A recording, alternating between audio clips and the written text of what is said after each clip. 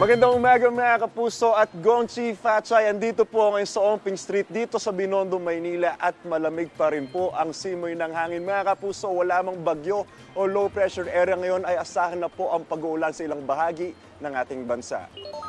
Ayon sa pag-asa, asahan na po ang katamtaman hanggang sa malalakas na ulan sa Catanduanes, Albay, Sorsogon, Northern Samar, Eastern Samar, Samar, Leyte, Southern Leyte at Dinagat. Pinalerto po ang mga residente sa banta ng baha o kaya naman ng landslide. Ang inaasang sama po ng panahon sa mga nasabing lugar ay dahil po sa shear line o pagsasalubong ng malamig na amihan at ng mainit na isolis. Ayon po yan sa pag-asa. Paalala po mga kapuso, stay safe and stay updated and wear your jacket kung wala man kayong kakadal. Ako po si Anjo Pertiera.